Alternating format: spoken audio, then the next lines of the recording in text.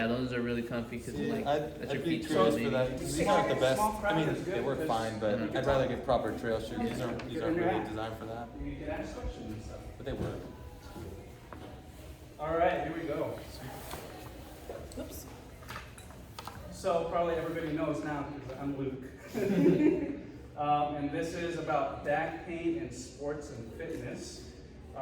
Physical therapist, and I own Vivo Physical Therapy, which I'm trying to not say we because it's really only me. You know, people say we, but then it's really only one person. So I opened Vivo Physical Therapy, and I'm located in Pacific Grove. It's a nice, humble space where I can really spend good time with people, with patients, and I take pride in being able to spend at least an hour with people because I really believe that that's the amount of time that you need to get to know a person and get to know their injury and really figure out what to do for them, right? Because if you've gone to a doctor's appointment, usually you see people, they only see people like 5, 10, 15 minutes, and you're very lucky. And you don't get that connection with people. For me, I believe that for people to get better, you got to make that connection with people because you got to get to know what's the ins and outs of why they're injured and how to get them back to their sports. Not just better, but even stronger. You know, because you don't want them to just get better. You want them to stay better. Because as much as I like seeing people, it's not good for me to see them, for them to see me because that means they're injured. So I want to say thank you to Lululemon, really Emma, for letting me do this, and I really appreciate your help. Thank you, thank you. Thank you for being here. Thank you, everyone. My pleasure. And so, who here has back pain? I have back pain, right? Yeah. And I mean, people have back pain with running, squatting, jumping. I mean, those three things really have to do with sports, or even just working out, fitness, right? So if you have back pain in any of those three, that means you're not operating after what you really want to do, like your best ability to do what you want to do. And we all know how that feels. Like you just feel, oh man, like sometimes actually, if you can't do what you want to do, you just don't do anything because you get discouraged. Depression sets in, and that's not good. That just is not very good at all. This guy has a really bad So how common is it? As we've seen, everybody here has back pain. So general public is actually 85%, so that's a huge number. But in sports, it can go as high as 94%. With the highest prevalence. I look at my wife because she's an English major, so in rowing and cross-country skiing. And you can see here, look at his back, right? He's flexed, his spine is flexed, his spine is flexed, and they're leaning forward. So every time your spine is in a sustained flexed forward position, even at work, if you do a lot of sitting down work, that causes a lot of pressure in the lower back, which then could give you back pain. Tiger Woods, back pain is what actually stopped him from playing golf, right? And the reason why with golf, 90% of injuries in golf, the reason why neck and back pain is because when they swing, not only are they in flex position, but they're in a shearing force. So if you look at the spine, these flex and then they shear. So that is just not good. It don't even feel good, or just looking at my fist like that, right? Common causes of back pain in athletes. In college, what we found is muscle strains actually is the most common thing of back pain, common cause of back pain. You had back pain back in college? I did, yeah. For sure. And what I think the reason why is usually a strain is a strength issue. It's not so much of a flexibility issue, which it could be, but I believe it's more of a strength issue. And the reason why is when we demand something from our body and our capacity to do it is down here and the demand is up there, something will give, and it's usually the muscles. So it's usually a strength issue. So you gotta bring your capacity up, not just at level with the demand, but even higher, so you don't get injured. And then in our athletes who are 10 to 19 years old, or adolescent athletes, the problem that they have is mostly because of an extension injury. So we go flexion going this way, extension going this way. And the reason why, so if we're looking at the spine, here's the front, here's the back. These are called spinous process of the vertebrae. That's the body of the vertebrae. And then fancy word, pars interarticularis, is this spot right here. So when they go in a lot of extension, that tends to get injured because from 10 to 19, they're still not fully developed. So their bones are still malleable. Did I say that? See, I went to my wife. Malleable. And so that turns into spondylolysis, which then you start getting a fracture there. And then it becomes displaced with spondylolisthesis. Big word. It took me 10 years to practice that. So the problem with that too is once that displaces, then your spine can go forward. So the more you go into extension, that actually pushes that vertebrae even further out. So that's a common reason for back pain in adolescents. And things like this, right? Yeah, exactly, yeah. So I used to have a patient that would come in and to freak me out, she would just do that. Just to do it. And I'd always cringe, like, just stop doing that. But she always liked to do it to freak me out. But yeah, just so if you could imagine those vertebrae just going to that extension. So. And then degenerative disc disease, aka spondylosis. So our discs, so here are vertebrae, and then these are discs. So discs they have fluid in it, and that's what helps us move around, also cushion for our spine with the vertebrae pressing down on each other. So what this degenerative disc disease is that the discs start to degenerate. So they start to, the liquid starts to dry up, basically. So if you think about it, these levels start to dry up, the vertebrae start to get close to each other, and these yellow things are nerves. And those nerves go all the way down to your legs. So as that space closes down, then those nerves get pinched. And that could be a cause of sciatica. Most people know what sciatica is. That's the pain going down your leg. So now, how can you tell whether if it's your hip or your back? Because some people say, my hip hurts, back of my hip hurts. And I tell them, I'm not gonna go towards the hip or look at the hip quite yet. I'm gonna look at the back first, because when people usually point to their hip here, that's usually a back problem. And the way that you can find out if it's a hip joint problem is if the pain is in the front of your hip or to your groin. And also if the pain goes past your knee, that's usually not a hip problem. And the reason why the pain in the hip is usually presentable in the front is because as you look at the joint itself, it goes up and in. So that's why usually that's a sign of a hip joint problem. Also, to pay attention to is, so we usually have trigger points. So a trigger point is a point in a muscle that is a point in the muscle that triggers a lot of pain, or it can refer pain to other parts of the back or the body. So hip flexors, these guys, are in charge of doing this. And they oftentimes gets aggravated with the hip because it crosses the hip.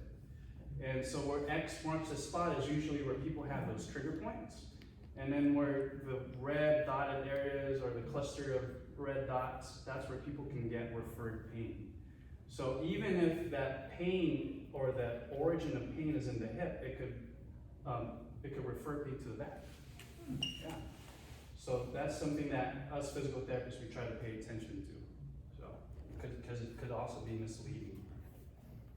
Okay, and then the lower back. How do you know if it's from your lower back? If it's from your back, it's from your back probably, right? If it's straight there in your back. But also you can get pain to your glutes, your bottom, and it can go behind your leg, and it can go even like the whole leg all the way down to your toes. And the number one reason for me for sciatica is because of a herniation. I think you said, yeah. Did you have pain down your leg? I did. Yeah. So what a herniated disc, so if you took this vertebrae and then you placed it, you look from the top and you're looking this way, okay? So here's the back, here's the front, this is the disc. When we do a lot of flex forward position, that puts a lot of force on the front, and then it pushes that disc backwards. And then that starts to, so here's a normal disc, and then it herniates. That's what the herniation is. And then, like I said earlier, the yellow nerves, then it pinches on that nerve, and then you could get pain all the way down to your toes.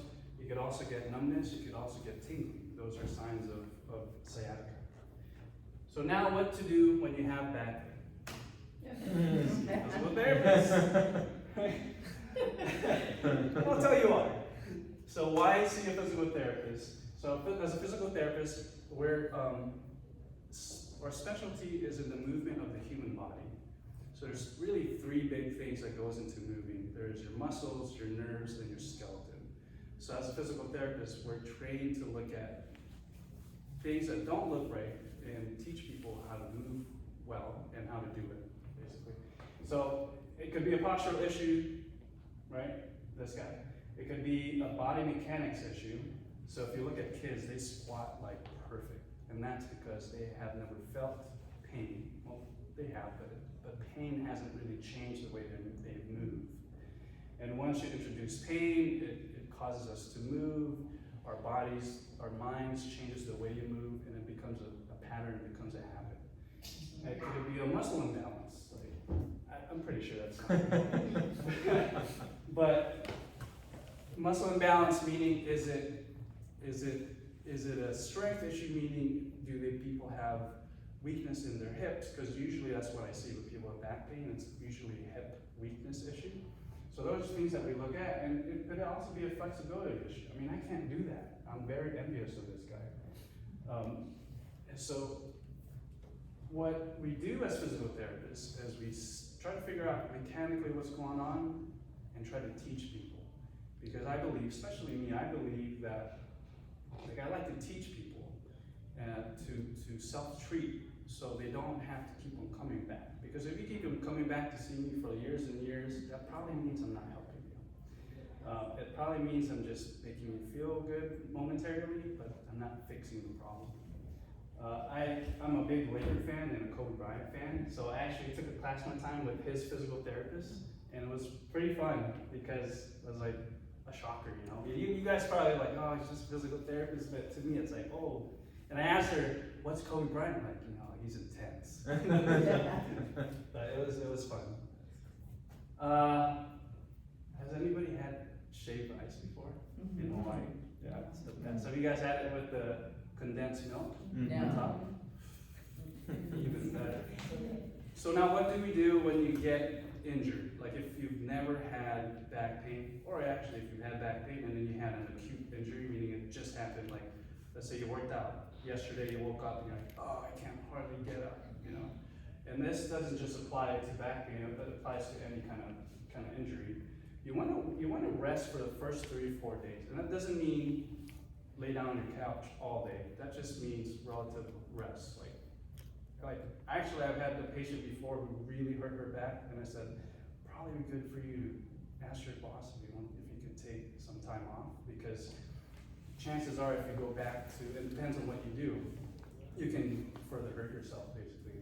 And then I would ice for at least 30 minutes, and then on and off throughout the day, as much as you can, because what ice does is it calms down your tissue. It calms down an angry tissue. And I like to use like big kind of gel packs, you know, because the gel you can conform it to your body instead of just straight ice, which is usually uncomfortable too. And then I would ice for the next 14 days. And it really depends on how severe your symptoms are, but I would do that for the next 14 days because people sometimes ask me in the clinic, can I do heat? You know, I say, maybe after 14 days, because when you do heat, that actually brings in more inflammation because you're bringing in more blood flow to that. So you want to try to calm down the area, and you're not really doing that because some people even go into a hot tub after they just acutely hurt their back, and then some people feel worse after that, especially if you have more swelling. If you have swelling after a back injury, that increases your swelling if you put heat. And then after 14 days, 2 weeks, you could start taking walks.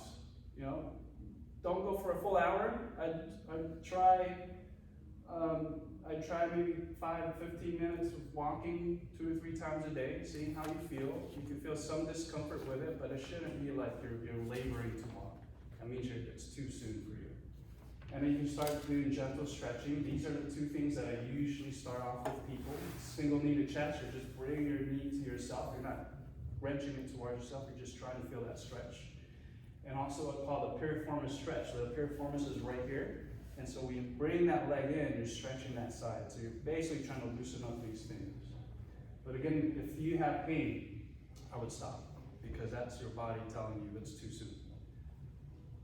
And then after 2 weeks, you can start using heat. So you can start using a heat pad and seeing how you feel. And the reason why is then you want to start bringing blood flow into that. You want to try to get the muscles to relax, because you don't want it to spasm, right? And then I would start doing functional movements, and I usually tell people not to go too low. I'd go maybe a little higher than that. I call it a partial squat. Doing bridges as well, and paying attention to how your back feels when you do this, because if you feel pain in the back, that means that your back is still not ready for it.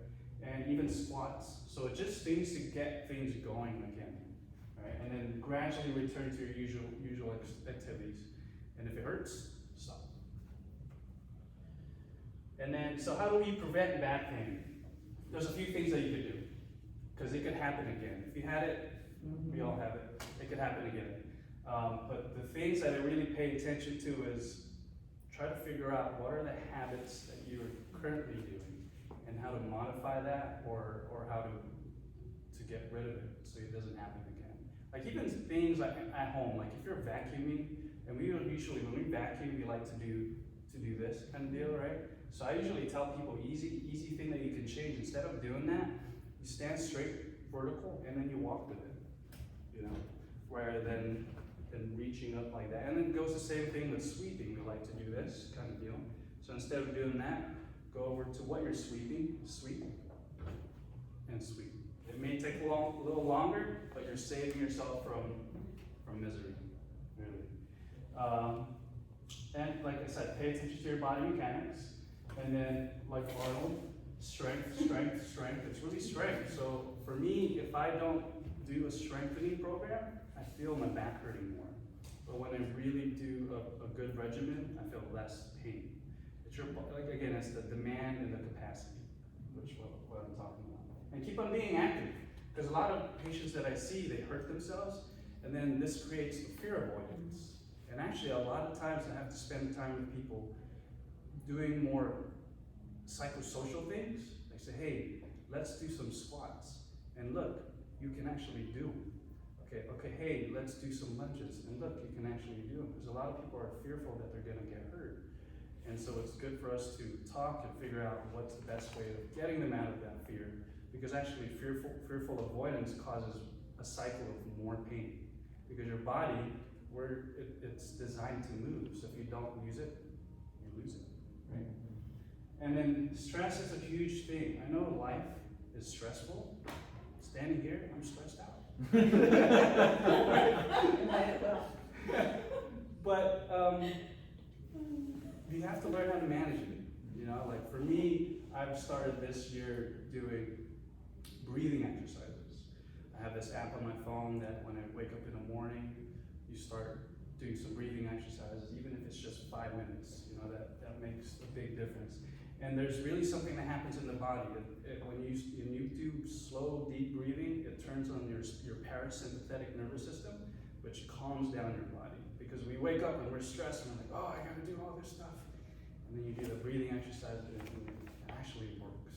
So, and then good sleep, good diet, exercise. Exercise is a big thing for stress relief.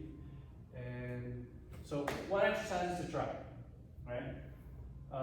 These are the 3 things that I usually give to people. And the reason why is they're really geared towards the hips. And like I said earlier, usually what I've seen is weakness in the hips that causes this problem. And so the reason why I believe that is because, so let's look at your hips. Your hips are the base of a lot of things, above and below. So if your hips are here and your spine is here, if you have weak hips, like a crane, that crane will have a hard time moving stable. So you gotta get the hips strong. And then below too, so a lot of people that I see with knee pain and ankle, even feet, like foot pain, even plantar fasciitis. I've seen that when I really work on their hips, that gets better. And the reason why is the hips are the big brother to the little brothers.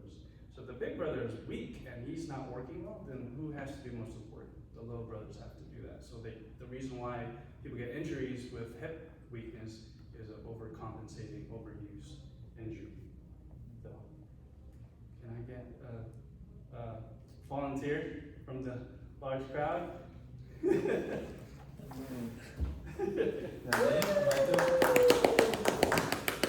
I just want to give you guys little tips on how to do these. Can I ask a question? Go for it.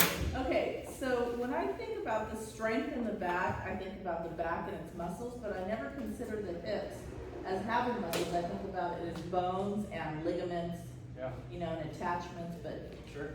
We have muscles in every part of our body. I mean, even your face, when you're smiling, that's muscles. So the hips have a lot of muscles because it's, like I said, it's the epicenter of everything that's going on. So it has to really stabilize.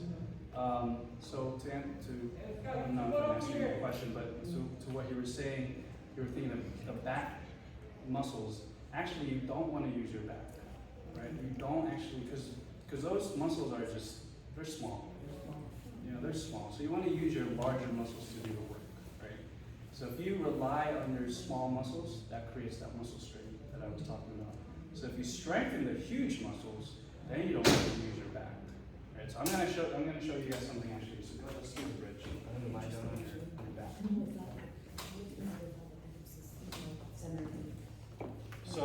So to my point with not using your small back muscles, so you're gonna do a bridge. You're gonna lift your bottom up. So when he does this, and I'm gonna cue him and say, hey, when you're doing this, you should only feel that in your hamstrings, which I could feel it. You're solid, bro. This is my friend, so I can do that too. and his glutes, his bottom muscles. But if he starts to say, you know, I feel it right there in my lower back, which they're on, but if he feels like discomfort or he feels like everything's happening here, that means there's something that's not going well, right? It's coming down. So then what we have to do with that is give him certain cues to help that. Do you feel that in your back? Slightly. I feel like it's Tighten up a little it's bit. more of a core tighten. Okay. Okay. So if I had you, okay, so push against my hands. Okay, so just a little bit, maybe like 25%. Right there. Okay, and then bridge up. That's better. That's It's better. Less in the back. Yeah. Right, and then coming down. So what did I do? Yeah, that's my wife. So that's what I did. I engaged the hips by doing that. And I engaged his hip external rotators and hip abductors. And those are really important with back pain. And to your point, right? To answer your point is we worked and strengthened or engaged the hips so he doesn't have to rely on the little brother, which is the spine itself. Yeah. And then, any other questions about that? No? You can just put, I do too. you would just be able, like at home, if you want to engage your hips, you can just put like a resistance band, right? Yeah, exactly. And actually I had one. Oh, here it is. So, yeah, so you just get a resistance band.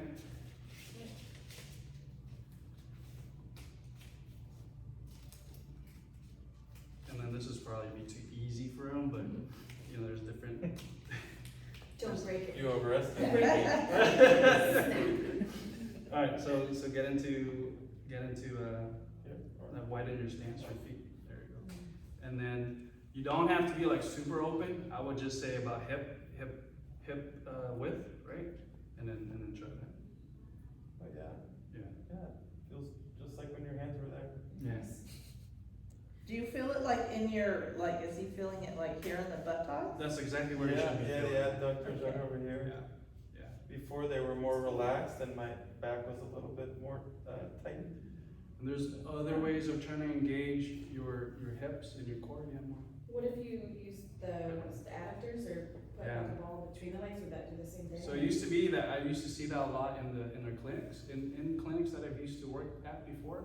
But I tend to not do that, and the reason why is when you put a ball here and you engage your head adductors, when you stand up, so let's say I did that, and then I trained this brain, because your brain is like a computer, your brain is like a computer. Every time you show it something, it recognizes something and it programs that in your head. So if I had him train like that with the set adductors, that could turn potentially into this when he squats, him getting used to this movement. So I tend to go more hip adductors because that shows you a better squat rather than in that way. And we used to think that way too, because we used to think if you engage here, that would turn on more of what we call a VMO, which is part of your quad, but we have gone away from that because of that point that when you squat, you don't want to do this, you want to go straight down. So the other thing I would do am I down on your side? That side? With clamshells, right? So clamshells, when you do this, you want to make sure that your back is nice and straight, not curved like a bad position basically. And when you do this, what I try to do to cue people is I tend to tell people to come forward a little bit, like that, and then come up, and then back down. So the first thing is you're going forward this way, and then up, good, and then back down. What's that? Can you support his support? Yeah, you can support your head. But where do you feel that? All out here. Yeah. So that's exactly And where. even the glutes. Exactly. Yeah. So that's exactly where we want to feel that. Okay. Any questions about that? Do we consider the glutes the hips? Yeah. Oh. Your glutes connect from here, your sit bone goes all the way up, back here. And then you have other glutes here, because there's three kinds of glutes. There's a glute max, which is the big glute, and then there's the glute medius and minimus right underneath that. And they're in charge of this next exercise, actually. They're in charge of you stabilizing in this position. Oh, okay. All right, Barry. So if I can have you stand up.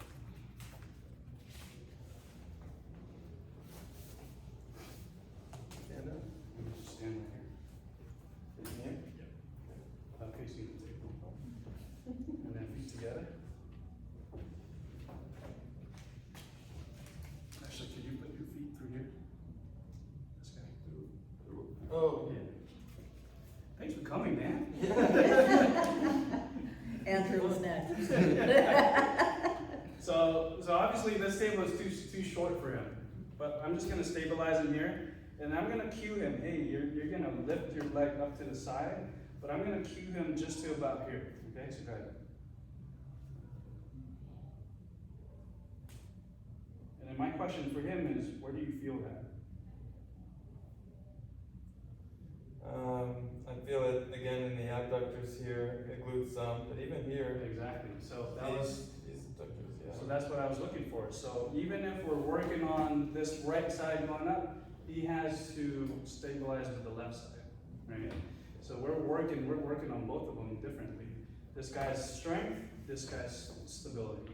So that's your glute medius and glute minimus. So, cool, man. Thank you. All right. Thank you.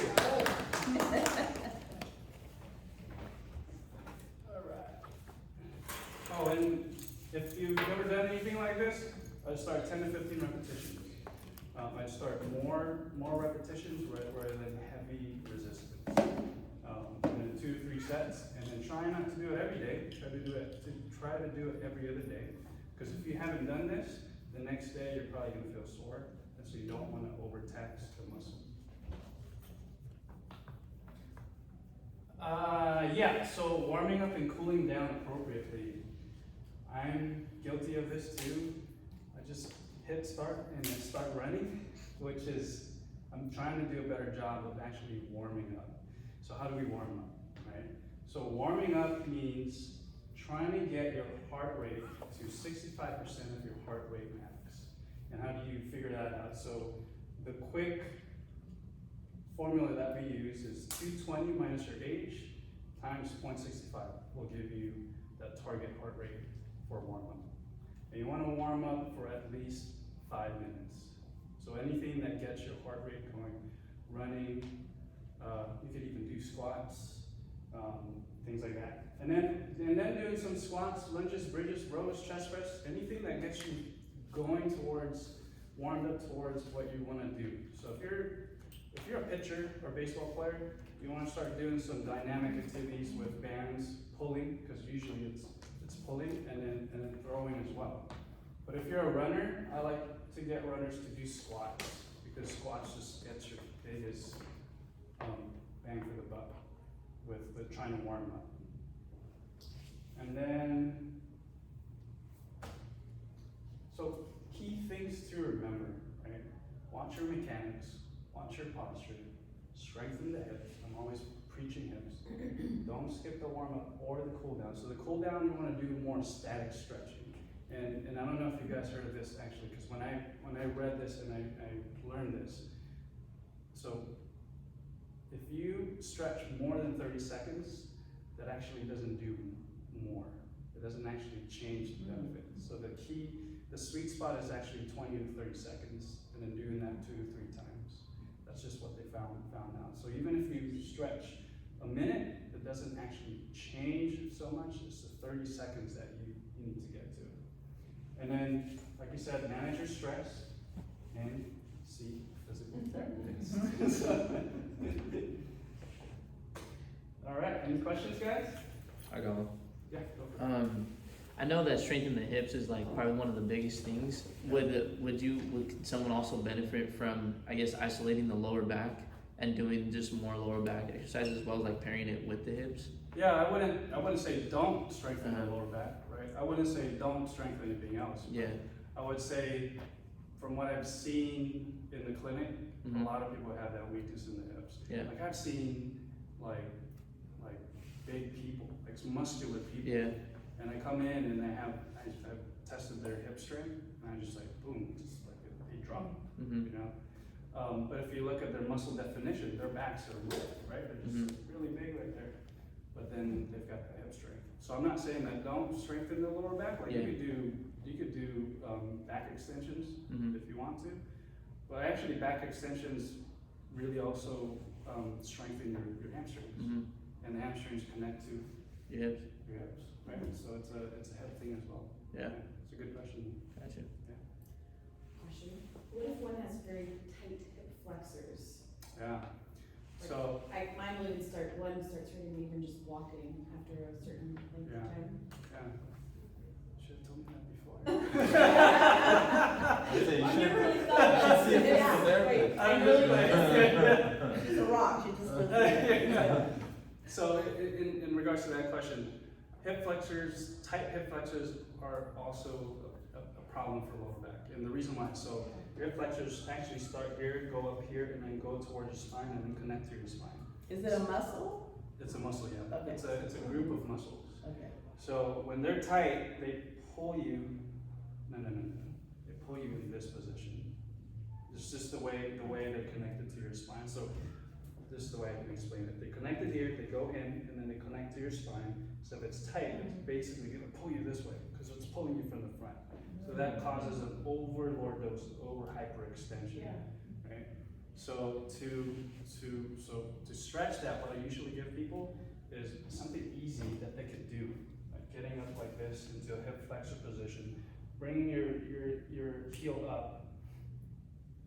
I snapped at it like I snapped at it like it was gonna come up. Like that. Oh man.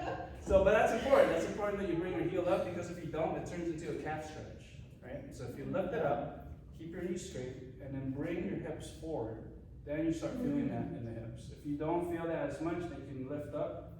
You could even do a side bend, and that gets you way more hip flexors. And again, 20 to 30 seconds. If you can't do 20 or 30 seconds, it's just too painful. I tend to give people more like a repetitive, repeated movement, and sometimes that works. So I give people that like 10 times to do that. And then I also get people on the table, and I get them lying down, and then I palpate where they're having that pain, right? And then I could even go in to where it's here in the stomach, and then try to loosen some of that muscle. Yeah. Any other questions? So then you would pair the stretching exercises with the strengthening. Exactly. Okay. Exactly. So hip flexors is the agonist. Agonist meaning this movement, the one that initiates movement. So when you have an agonist muscle, there's an antagonist. So if you're tight here, you want to strengthen here, because usually if you're tight here, this is the agonist, antagonist is the weaker part. So loosen here, strengthen here. That usually helps. So my husband and I, we have both, he is a retired firefighter, and he had an accident, like he was helping his friend unload hay, Yeah. like a 2-trailer thing, and he thought he was supposed to catch the bales, you know, so his friend tossed, instead of letting it hit the ground, he's like, I'm gonna catch it, you know, high school youth. And then, and hurt his back, and then at work, they were taking like a 450-pound woman, and the guys lost, you know, grip, and so he took it. So we and I have, I tried to flip someone over when I was in 8th grade.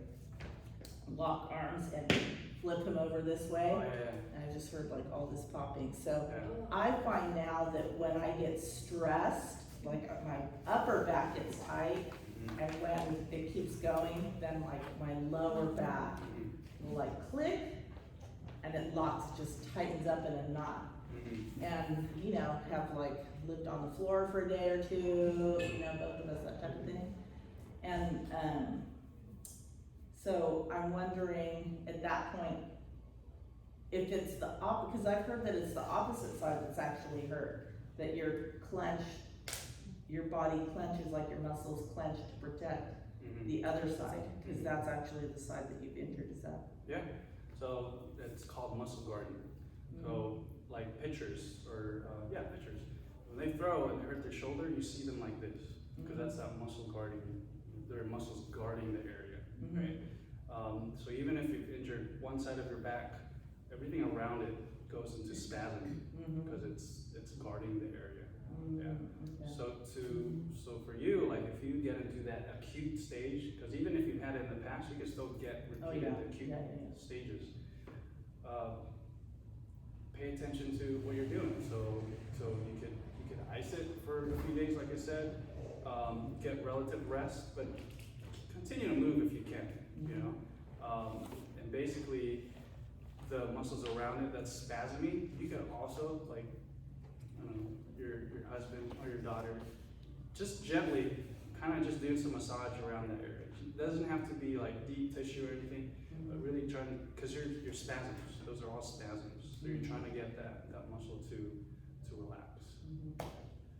Also, what I like to do too is I put kinesio tape on people. I don't know if you know what kinesio tape is. Yeah.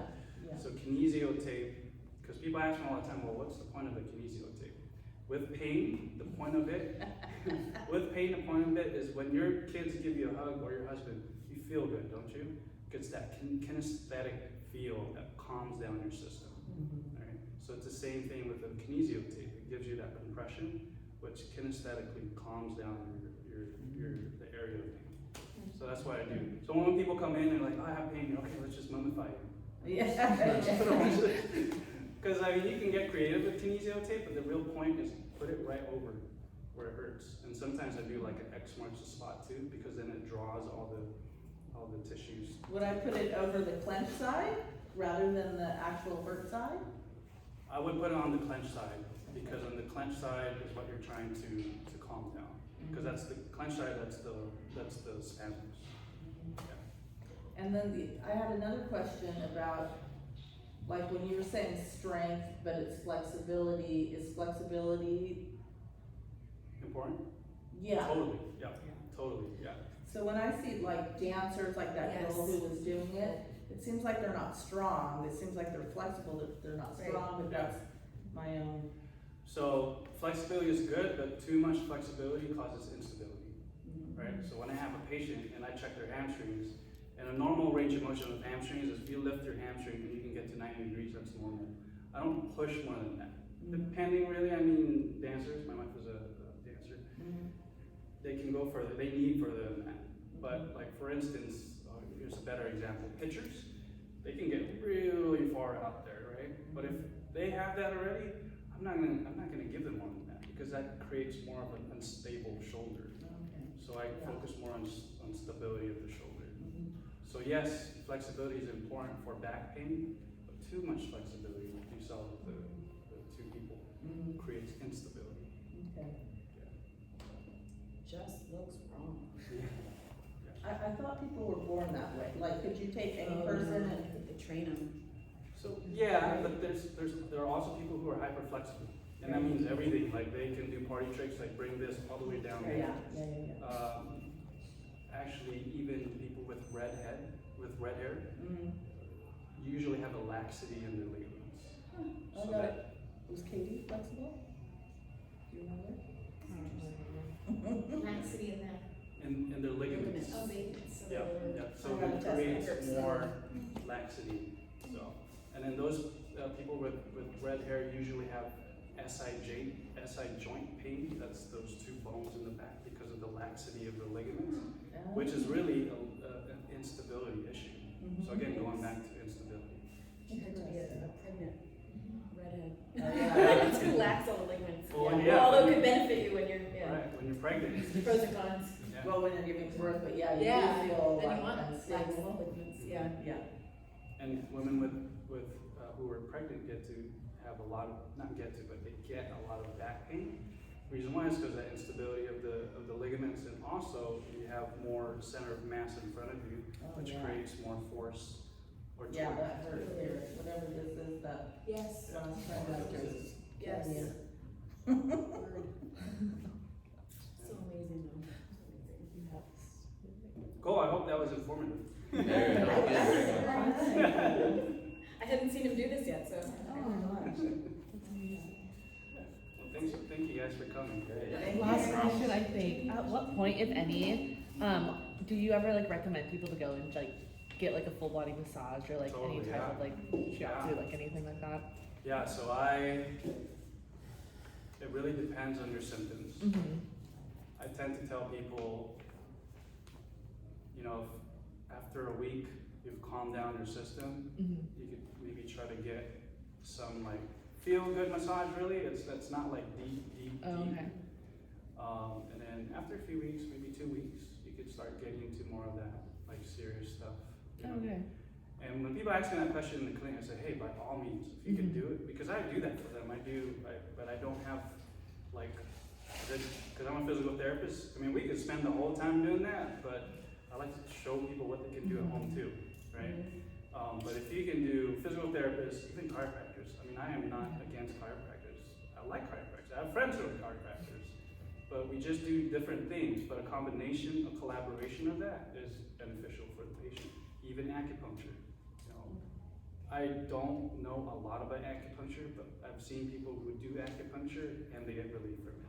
So I don't say, don't do this, don't do that. I say, if you can, collaborate, do things that are good for you. The more good things you can do for yourself, the better. Even as a therapist, say, hey, therapists can actually help you with your back pain, because the more stressed you are, that causes more of those cortisol to come out, yeah.